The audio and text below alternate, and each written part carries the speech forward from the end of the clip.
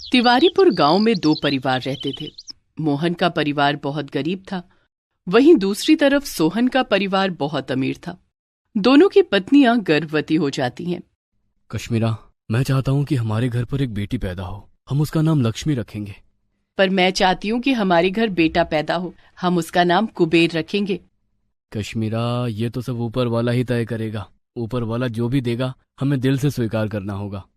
जी, आपने बिल्कुल सही कहा। वहीं दूसरी तरफ सोहन अपनी पत्नी से बातें कर रहा है। रानी, मुझे पूरा भरोसा है कि ऊपर वाला इस बार हमारे साथ गलत नहीं करेगा। ऊपर वाला अभी तक कर रहा था क्या? कोई भी संतान जीवित क्यों नहीं बचती हमारे यहाँ? इससे पहले 3 बार मुझे माँ बनने का मौका मिला, लेकिन जन्म होते ही वो चल बसे। जब तक हमारे घर संतान पैदा नहीं होती हम कोशिश करते रहेंगे, और तब भी अगर कुछ ना हुआ तो हम बच्चे गोद ले लेंगे ना। तुम परेशान मत हो, पैसों में बड़ी ताकत होती है। डिलीवरी का दिन आता है। गांव के ही छोटे से सरकारी अस्पताल में मोहन और सोहन दोनों की पत्नियों की डिलीवरी दिन एक ही है। सोहन जी, माफ कीजिए, या तो मैं सिर्फ आपकी पत्नी को बचा सकता हूँ या फिर बच्चे को। दोनों का बचना नामुमकिन है। डॉक्टर की बात सुनकर सोहन एक बार फिर से परेशान हो जाता है, क्योंकि ये घटना उसके साथ इससे पहले भी 2-3 बार हो चुकी थी। डॉक्टर साहब, अगर हमने बच्चे को बचाया तो माँ मर जाएगी, माँ को बचाया तो बच्चे को ना देखकर माँ वैसे ही मर जाएगी। प्लीज इस बार कुछ कीजिए। सोहन डॉक्टर के सामने गिड़गिड़ाने लगता है, लेकिन डॉक्टर नहीं मानता। उसके पास कोई भी ऑप्शन नहीं था कि आखिर वो क्या करे। डॉक्टर साहब, आप चाहे जितने रुपए ले लीजिए, 5 लाख 10 लाख, लेकिन कुछ ऐसा कीजिए कि माँ और बेटा दोनों बच जाए, या फिर रानी की गोद में किसी न किसी तरह जब सुबह उसकी आंख खुले तो एक औलाद होनी ही चाहिए। इतने में कंपाउंडर डॉक्टर के कान में आकर कुछ कहता है। आप जरा मेरे साथ आइए। सोहन डॉक्टर के साथ उसके केबिन में चला जाता है और दोनों अकेले में बातें कर रहे हैं। देखिए सोहन जी, मेरे पास एक जुगाड़ है। लगता है ऊपर वाले ने कुछ इंतजाम करके भेजा है इस बार। जल्दी बताइए डॉक्टर साहब, आखिर क्या करना होगा मुझे? इसी अस्पताल में एक माँ ने 2 जुड़वा बच्चियों को जन्म दिया है। अभी तक उन्हें ये नहीं पता है। अगर आप चाहें तो एक बच्ची मैं आपको दे सकता हूँ चुपके से, किसी को पता नहीं चलेगा। मैं तैयार हूँ डॉक्टर साहब। उस अस्पताल में मोहन और कश्मीरा की 2 जुड़वा बेटी पैदा होती हैं, लेकिन वो डॉक्टर चुपके से एक बेटी को सोहन की पत्नी के वार्ड में सुला देता है। जब रानी की आंख खुलती है तो वो अपने पास एक बच्ची को देखकर खुश हो जाती है। आज मैं बहुत खुश हूँ, ऊपर वाले ने मेरी सुन ली। इतने में वहाँ पर सोहन आ जाता है। आज तो तुम खुश हो ना रानी, हमारे घर एक बेटी ने जन्म लिया है, मुबारक हो। आपको भी मुबारक हो। मोहन और उसकी पत्नी कश्मीरा अपने घर में अपनी बेटी के साथ खेल रही हैं। बेटा लक्ष्मी, ये बिल्कुल तुम पर गई है कश्मीरा। हम अपनी बच्ची को बहुत ही नाजों से पालेंगे, इसे कोई भी तकलीफ नहीं होने देंगे। एक तरफ लक्ष्मी एक गरीब परिवार में बड़ी होने लगती है, तो वहीं दूसरी तरफ लक्ष्मी की ही बहन मीरा एक अमीर परिवार में बड़ी होने लगती है। गांव के सभी लोग एक ही स्कूल में पढ़ाई करते थे। लक्ष्मी और मीरा भी उसी स्कूल में पढ़ती थीं, लेकिन दोनों इस बात से अनजान थीं कि वो दोनों सगी बहनें हैं। मीरा, क्या तुम मेरी सहेली बनोगी? दूर हट मुझसे, तुम्हारी हिम्मत कैसे हुई मुझसे बात करने की? अगर मेरे माँ पापा को पता चल गया कि मैंने तुम जैसी भिखारिन से बात की है तो वो लोग मुझे बहुत डांटेंगे। मैं भिखारिन नहीं हूँ, तुम गलत समझ रही हो। मेरे माँ पापा ने सिखाया है, जितने भी गरीब लोग होते हैं सब भिखारी ही होते हैं। लक्ष्मी से उस स्कूल में कोई भी बात नहीं करता था, क्योंकि वो गरीब घर की लड़की थी। मीरा अपनी सहेलियों के साथ अक्सर बिल्लू काका की दुकान पर समोसे खाया करती थी और लक्ष्मी दूर से उन्हें देखा करती थी। मेरा भी समोसे खाने का मन होता है, लेकिन मैं पापा से नहीं कह सकती, वो वैसे ही परेशान रहते हैं। अरे बिल्लू काका, कभी कभी तो आप बहुत अच्छे समोसे बना देते हो, पर आज तो 1 नंबर के घटिया समोसे बनाए हैं आपने। नहीं खाने मुझे, फेंक दो सब लोग। मीरा और उसकी सहेलियां अपने अपने समोसे डस्टबिन में फेंक देती हैं और बिना पैसे दिए वहां से चले जाते हैं। दुकानदार उन्हें पुकारता रहता है, लेकिन वो एक नहीं सुनती। ये लोग तो खाने का इतना अपमान करते हैं, ऐसा बिल्कुल नहीं करना चाहिए। लक्ष्मी दूर से ये सब देख रही थी। चुपके से वो डस्टबिन के पास जाती है और सारे समोसे उठाकर ले आती है और अकेले में खाने लगती है। लेकिन तभी लक्ष्मी की ये हरकत दूर से वो दुकानदार देख लेता है और उसकी आंखों में आंसू आ जाते हैं। हे भगवान, कितना अंतर है इन दोनों में। लक्ष्मी के माता पिता खेतों में काम करके, मजदूरी करके अपनी बेटी को पढ़ा रहे थे। वहीं दूसरी तरफ सोहन की बेटी मीरा बहुत घमंडी हो चुकी थी, जबकि दोनों सगी बहनें हैं, पर इस बात से अभी तक अनजान है। एक दिन स्कूल से छुट्टी होने के बाद मीरा अपनी सहेलियों के साथ लक्ष्मी से बातचीत करने की कोशिश करती है। अरे लक्ष्मी, तुम पैदल ही जाती हो क्या? हाँ, मैं तो रोज अकेले ही पैदल चली जाती हूँ क्योंकि मुझसे कोई बात ही नहीं करता। आज से तुम भी हमारे ग्रुप में शामिल हो जाओ। आज से हम सब दोस्त हैं। तुम सच कह रही हो? हाँ, मैं सच कह रही हूँ। हम सभी सहेलियां स्कूल के पीछे जंगल में अमरूद तोड़कर खाने जा रही हैं। क्या तुम हमारे साथ चलोगी? हाँ, क्यों नहीं, मुझे अमरूद खाना बहुत पसंद है। लक्ष्मी मीरा की सहेलियों के साथ स्कूल से थोड़ी दूर पर किसी जंगल में चली जाती है। मीरा और उसकी सहेलियां अचानक धीरे धीरे चलने लगती हैं और लक्ष्मी बड़ी ही खुशी के साथ उछलते कूदते आगे आगे जंगल में चलती जाती है। अचानक लक्ष्मी किसी दलदल में फंस जाती है। बचाओ बचाओ, मीरा मीरा, मैं डूब रही हूँ। मीरा और उसकी सहेलियां जोर जोर से हंसने लगती हैं। बड़ा मजा आया। मीरा अपनी सहेलियों के साथ उस जंगल से चली जाती है। उसकी अनजान बहन लक्ष्मी उस दलदल में डूबने लगती है। वहां पर उसे बचाने के लिए कोई नहीं है। तभी अचानक पेड़ से एक पीले रंग का सोने का सूट लक्ष्मी के ऊपर ही गिर जाता है। उसे पकड़कर लक्ष्मी दलदल से बाहर आ जाती है। तभी अचानक वो पीले रंग का खूबसूरत सूट बोलने लगता है। आज के बाद तुम्हारी जिंदगी में कोई भी तकलीफ नहीं रहेगी। ये सूट तो बोल रहा है। हाँ लक्ष्मी, मैं ही बोल रहा हूँ। मैं सोने का सूट हूँ। इस सूट में एक पॉकेट है। इससे जितना भी धन निकालती जाओगी कभी कम नहीं पड़ेगा। और जब तक ये सूट तुम्हारे घर में रहेगा तब तक पूरा परिवार संपन्न रहेगा। वो सोने का सूट लेकर सीधा अपने घर चली जाती है और अपने माता पिता को सारी बात बताती है। उसके बाद वो लोग बहुत धनवान हो जाते हैं, अच्छे घर में रहने लगते हैं। आगे हम देखते हैं कि लक्ष्मी अपने माता पिता के साथ कार में बैठकर कहीं जा रही थी। तभी मीरा की नजर उस पर पड़ जाती है। ये तो लक्ष्मी है। लक्ष्मी, लक्ष्मी। मीरा जोर जोर से लक्ष्मी को पुकारती है। उसकी आवाज सुनकर लक्ष्मी के पिता अपनी कार रोक देते हैं। मीरा उसके पास आ जाती है। लक्ष्मी, तुम तो पूरी तरह से बदल गई। तुम इतने दिन से स्कूल क्यों नहीं आ रही थी? उस जंगल वाली घटना के बाद मुझे बहुत पछतावा हुआ। मैं दोबारा वापस आई थी लेकिन तुम मिली ही नहीं। मैं तुमसे माफी मांगना चाहती हूँ। मेरे पापा ने दूसरे स्कूल में मेरा एडमिशन करवा दिया था, इसलिए मैं अब उस स्कूल में नहीं आती हूँ। और तुम मुझसे माफी मत मांगो। बच्चे तो ऐसी हरकतें किया ही करते हैं, उसमें बुरा मानने वाली क्या बात है? किस बात की माफी मांग रही हो बेटा? अरे कुछ नहीं पापा, हम लोग खेल रहे थे। मीरा ने उस खेल में बेईमानी कर ली थी, उसी की माफी मांग रही है और कुछ नहीं। इतने में वहां पर मीरा के पिताजी भी आ जाते हैं। उनकी हालत अब पहले से बहुत खराब हो चुकी थी। उनका सारा धंधा चौपट हो चुका था। इस वजह से अब वो लोग गरीब हो चुके हैं। मीरा, यहाँ क्या कर रही हो? पापा, ये मेरी सहेली है लक्ष्मी और ये उनके माता पिता। क्या मैं आप लोगों से कुछ बात कर सकता हूँ? हाँ, क्यों नहीं भाई साहब। मुझे पैसों का बहुत घमंड हो गया था, इसीलिए मेरा सारा बिजनेस चौपट हो चुका है। मैं सब कुछ पैसे को ही मानता था। एक बात मैं आपको बताना चाहूंगा, वरना मेरे अंदर वो एक बोझ सा हमेशा बनकर रहेगा। आखिर ऐसी क्या बात है जो आप मुझे बताना चाहते हैं? मैं आपका कर्जदार हूँ। उस दिन आपके घर एक नहीं बल्कि जुड़वा बेटी पैदा हुई थी। अगर आप चाहे तो डॉक्टर से पूछ लीजिए। मेरी पत्नी का मिसकैरेज हो गया था, लेकिन ये बात मैंने उससे छुपा ली और डॉक्टर को 5 लाख रुपए देकर चुपके से आपकी एक बेटी मैंने ले ली। इसका मतलब लक्ष्मी और मीरा सगी बहनें हैं? हाँ भाई साहब। लक्ष्मी मेरी बहन है। मैं बहुत खुश हूँ पापा। मैंने अपनी बहन के साथ कितना गलत किया। तो इस तरह से दोनों बहनों को पता चल जाता है कि वो दोनों सगी बहनें हैं। मोहन सोहन की बिजनेस में उसकी मदद करता है और दोनों परिवार एक साथ मिलकर रहने लगते हैं। सोनपुर गांव में पूनम की ननद संध्या के घर के ठीक सामने रहने वाले लड़के से उसकी शादी हो जाती है। ससुराल पड़ोस में ही होता है उसका।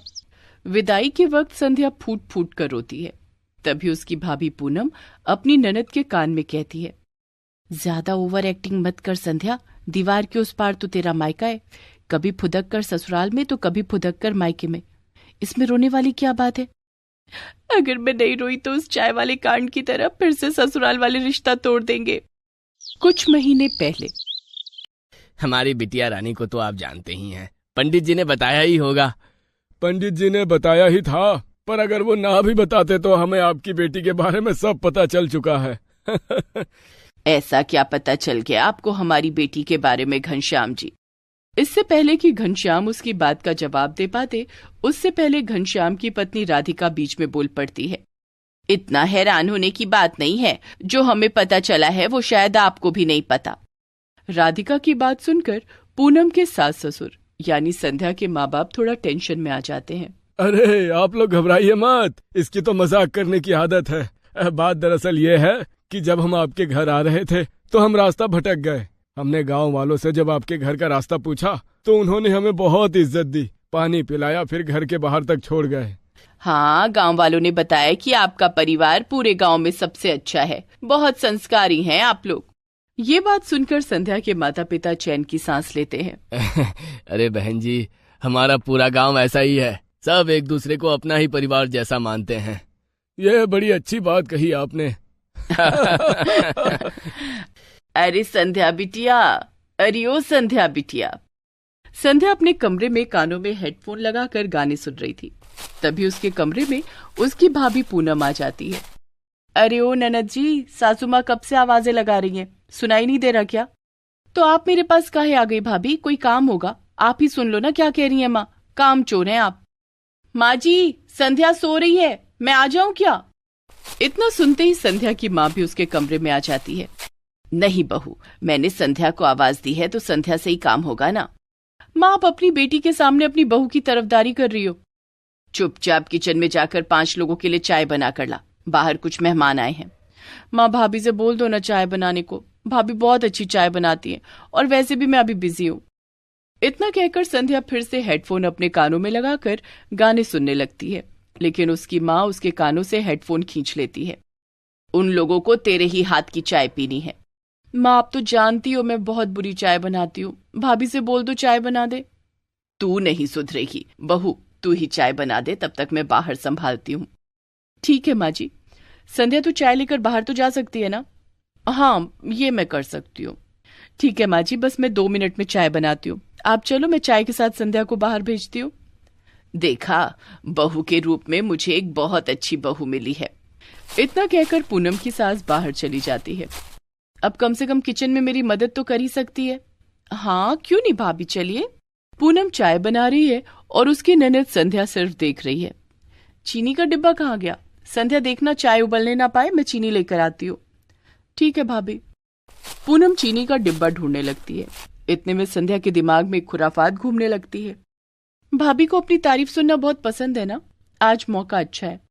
इससे पहले कि पूनम कुछ देख पाती, संध्या जल्दी से उस चाय में ढेर सारा नमक और लाल मिर्च पाउडर डाल देती है और गाय की तरह सीधी बनकर खड़ी हो जाती है।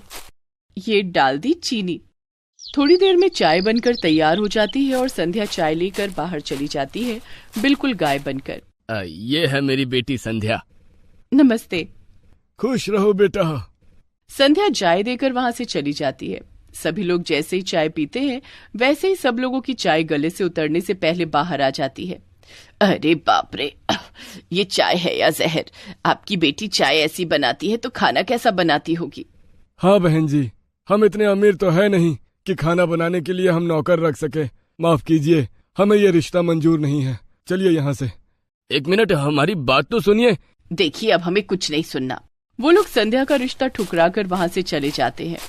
तुमने अपनी लाडली को चाय तक बनाना नहीं सिखाया, गांव वाले क्या सोचेंगे? वो लोग हमारा रिश्ता ठुकरा कर चले गए, कितनी शर्म की बात है।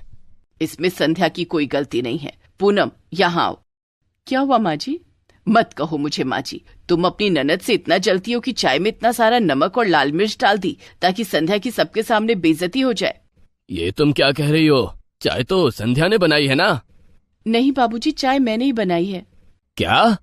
इतने में पूनम का पति संजय वहाँ पर आ जाता है। क्या हुआ माँ, सब लोग एक साथ? बेटा, मैं पूनम को अपनी बेटी मानती थी, पर इसकी वजह से आज तेरी बहन का रिश्ता टूट गया। पूनम की वजह से? लेकिन कैसे? संजय की माँ सब कुछ उसे बताती है। माँ जी, भला मैं ऐसा क्यों करूंगी? तो क्या कोई भूत आकर चाय में नमक और मिर्च डालकर चला गया क्या? संध्या को अब बर्दाश्त नहीं होता। बस करो आप लोग, भाभी की कोई गलती नहीं है। मुझे नहीं पता था कि वो लोग मुझे देखने आए थे। सब लोग हमेशा भाभी की तारीफ किया करते हैं, इसलिए मैंने ही उनसे बदला लेने के लिए चाय में लाल मिर्च और ढेर सारा नमक डाल दिया। ताकि भाभी की बदनामी हो जाए। सब लोग उस पर गुस्सा करने लगते हैं। रहने दीजिए माँ जी, संध्या भी बच्ची है, रिश्ते तो भी बहुत आएंगे। संध्या, अब तुम बड़ी हो गई हो, अपनी भाभी से चाय और खाना बनाना सीख लो। ठीक है भैया, भाभी मुझे माफ कर दो। संध्या माफी तो मांग लेती है, पर आलस की वजह से वो खाना बनाना नहीं सीखती। खैर, कुछ दिनों के बाद उसी गांव के एक लड़के से संध्या की शादी हो जाती है। ससुराल पड़ोस में ही होता है उसका। विदाई के वक्त संध्या फूट फूट कर रोती है, तभी पूनम उसके कान में कहती है, ज्यादा ओवर एक्टिंग मत कर संध्या, दीवार के उस पार तो तेरा मायका है, कभी फुदक कर ससुराल में तो कभी फुदक कर मायके में, इसमें रोने वाली क्या बात है। अगर मैं नहीं रोई तो उस चाय वाले कांड की तरफ फिर से ससुराल वाले रिश्ता तोड़ देंगे। गांव वाले कहेंगे कि देखो कितनी बेशरम लड़की है, विदाई वाले दिन भी नहीं रो रही है, फिर से कहीं शादी टूट गई तो। हो मेरी ननद बिल्कुल पागल है। सब कुछ बहुत अच्छा चल रहा था। एक रात संध्या का पति विवेक परिवार के साथ खाना खा रहा था। संध्या, तुम अच्छा खाना बनाना आखिर कब सीखोगी? अरे कम से कम अपनी भाभी से तो कुछ सीखो। संध्या अपने सास ससुर की तरफ देखती है। वो लोग सीधे साधे थे। उन्होंने खुद संध्या को पसंद किया था, इसलिए बेचारे कुछ बोल भी नहीं सकते थे। जी पति परमेश्वर, मैं एक दिन खाना बनाना जरूर सीख लूंगी। खाना खाने के बाद विवेक अपने कमरे में आता है और देखता है कि संध्या अपना बैग पैक कर रही है। अरे संध्या, कहाँ जाने की तैयारी है? मैं अपने मायके जा रही हूँ। तो बैग पैक करने की क्या जरूरत है? अच्छा, मुझे मायके जाने से रोकने की बजाय तुम पूछ रहे हो कि बैग पैक करने की क्या जरूरत है? अरे मेरा वो मतलब नहीं था संध्या। मैं बेवकूफ नहीं हूँ, ठीक है? अब मैं बिना पैक किए ही मायके चली जाती हूँ। अरे ठीक है, चली जाना, लेकिन अभी तो सो जाओ। ना ना ना ना ना ना, मैं सुबह नहीं, अभी मायके जा रही हूँ। संध्या उसी हालत में बाहर आ जाती है।